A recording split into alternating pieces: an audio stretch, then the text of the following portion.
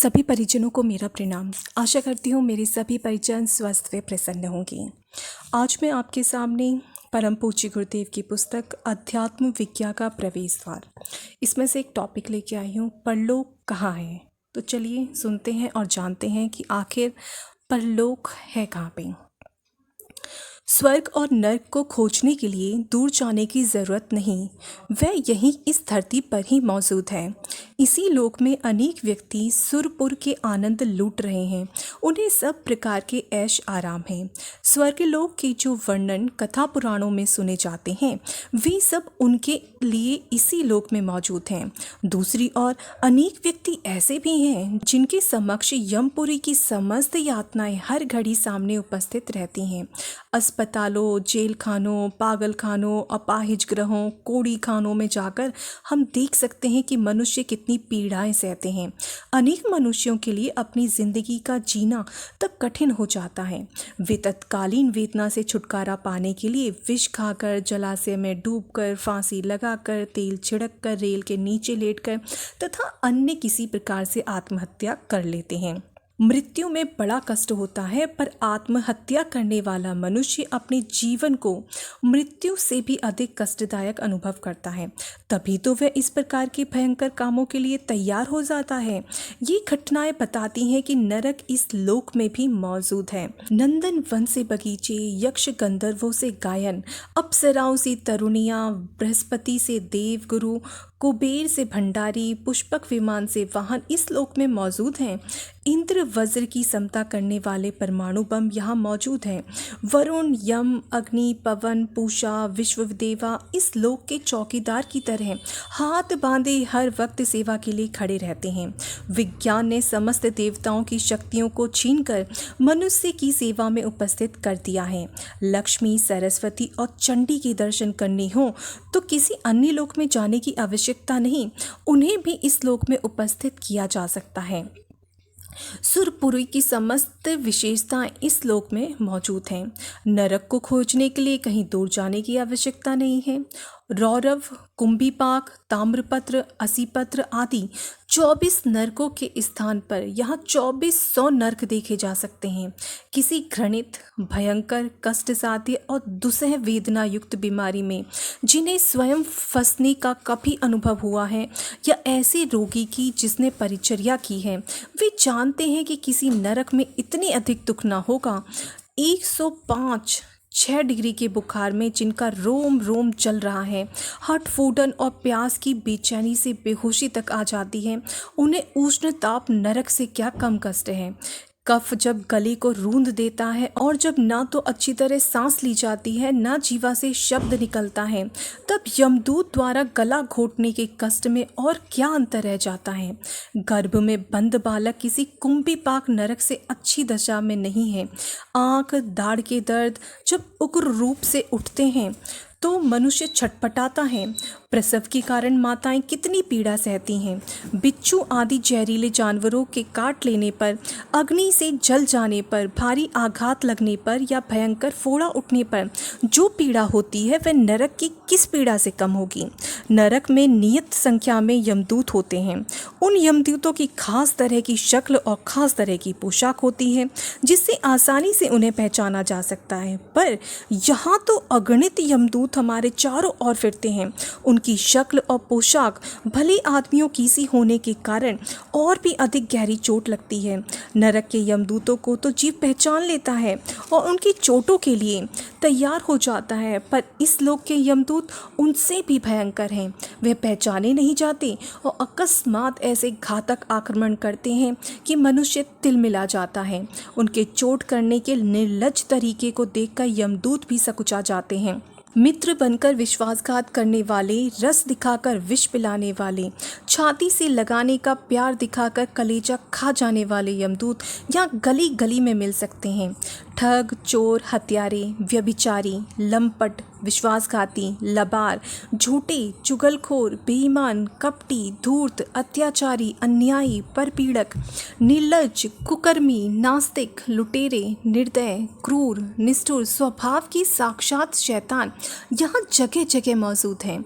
बेचारे यमदूत अपने सीधे साधे दंड अस्त्रों से जीव को एक सीधे साधे नियत तरीके से मारते पीटते होंगे, पर इस लोक में सफ़ेद पोश यमदूत दूसरे को शारीरिक मानसिक यातनाएं पहुंचाने के लिए जो जो प्रपंच रचते हैं, उन्हें देखकर नरक के यमदूत हैरत में रह जाएंगे। उन बेचारों को सात पुस्त में भी ऐसे मायावी आक्रमण करना शायद न आए।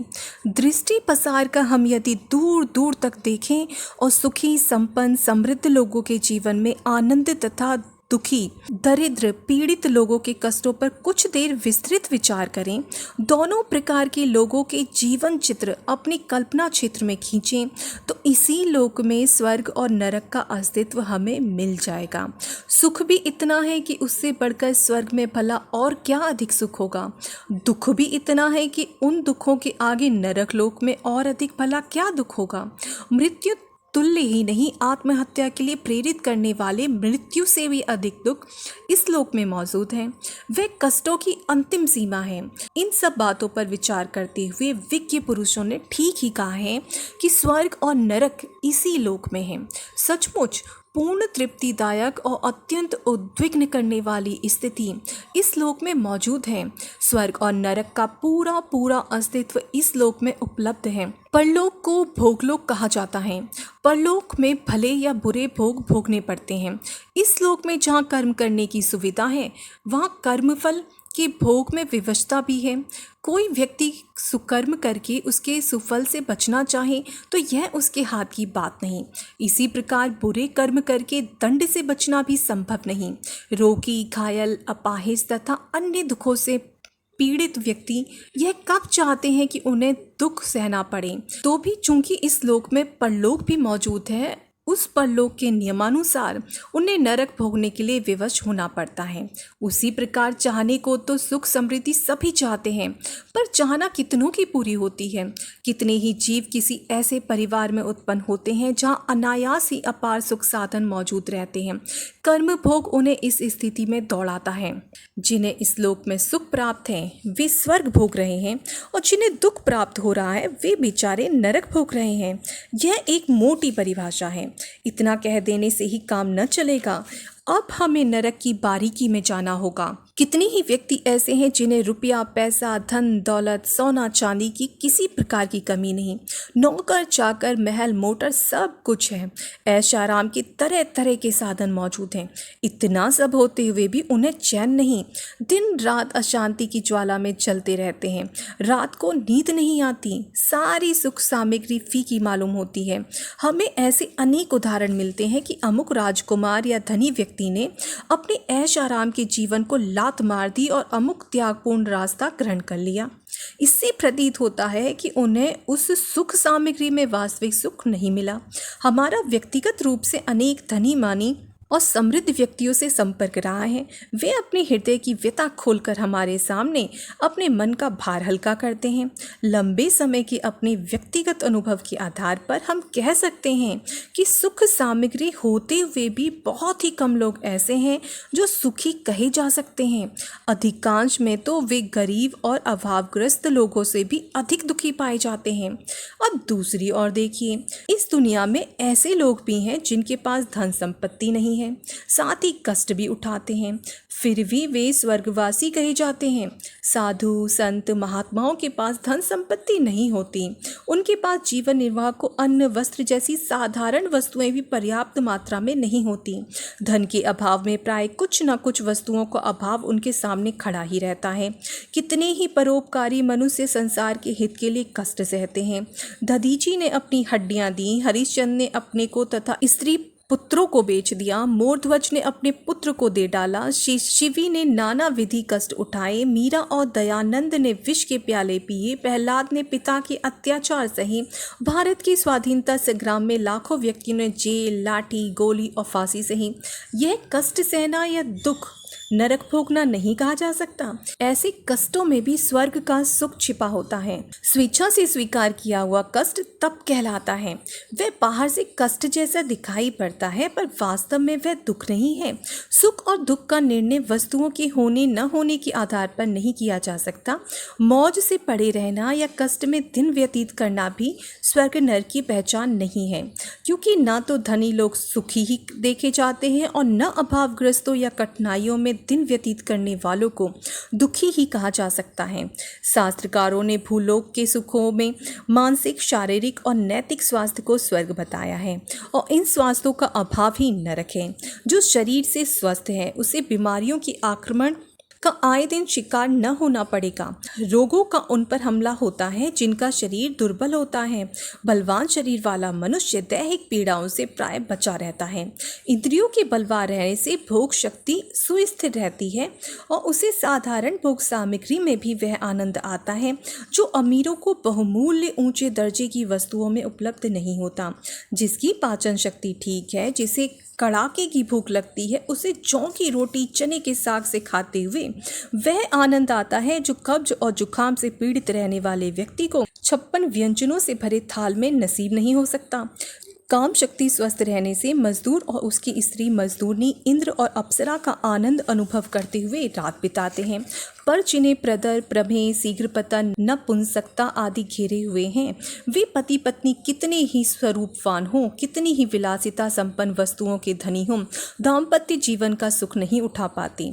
रात्रि आती पर उन्हें चिढ़ाने, तिरस्कृत करने और कुड़ाने आती है। जीविका का प्रश्न भी स्वास्थ्य से संबंधित है। जो मजबूत है, निरोग है, वह धरती में लात मारकर अपने निर्वाह के लिए चाहे जहां जीविका उपार्जित कर लेगा। उसे निर्वाह के लिए जीविका कमाने की कभी चिंता नहीं करनी पड़ेगी।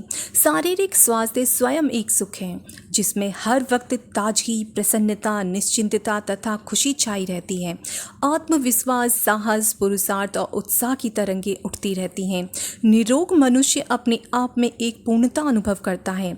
इंद्रियां सशक्त और क्रियाशील रहने पर दीर्घ काल तक अपना काम ठीक प्रकार करती रहती हैं। बुढ़े हो जाने पर भी नेत्र की ज्योति ठीक रहती है, दांत मजबूत बने रहते हैं, कानों से ठीक सुनाई देता है। भोजन करते समय वे नित्य एक तृप्तिदायक सुख का आनंद लूटते हैं। उनके दाम्पत्य जीवन में बड़ा संतोषजनक सुख रहता है। जीविका उपार्जन करने में भी कभी पीछे नहीं रहते। धनी होना दूसरी बात है, पर इतना वे अवश्य कमा लेते हैं कि जीवन क्रम पूर्ण सुविधा के साथ चलता रहे। यह सब सुख ऐसे ही हैं जिनके लिए बड़े बड़े अमीर तरसते हैं। पैसे की अधिकता से सुख साधन तो अवश्य मिल जाते हैं, पर साथ ही साथ उस पैसे की छीन झपट करने के इच्छुक भी इतने पैदा हो जाते हैं कि उनसे बचाव करने, उनके आक्रमण को रोकने के लिए असाधारण रूप से चिंतित रहना पड़ता है। दूसरे उस पैसे को और अधिक बढ़ाने की तृष्णा चैन से नहीं बैठने देती। तीसरे, धन की अधिकता के कारण अनेकानेक दुर्गुण पैदा हो जाते हैं। उन दुर्गुणों के दुखद परिणाम नित्य नए कलेश उत्पन्न करते रहते हैं। इन तीनों प्रकार की बेचैनियों में मनुष्य का स्वास्थ्य क्षीण हो जाता है। यही कारण है कि धनी लोग सुखी बहुत कम देखे जाते हैं। इस संसार में भूलोक में सुख उन्हें है जो शारीरिक दृष्टि से स्वस्थ हैं।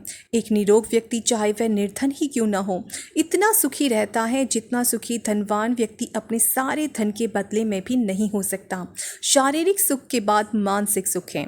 सुशिक्षा, विद्या, विचारशीलता, समझदारी, सुव्यवस्थित जानकारी, अध्ययन, चिंतन, मनन, सत्संग, अनुभव आदि के द्वारा मन और मस्तिष्क को सुसंस्कृत बना लेना मानसिक स्वस्थता है। आज के लिए इतना ही। आशा करती हूँ आप सभी को ये प्रवचन गुरुदेव का अच्छा लगा होगा और ये समझने में आपको मदद मिली होगी कि किसी के पास कितना धन है, इससे कोई मतलब नहीं है कि उसके पास खुशी कितनी है। खुशी एक गरीब इंसान को भी मिल सकती है और जो दुख है वो एक अमीर आदमी को भी मिल सकते हैं।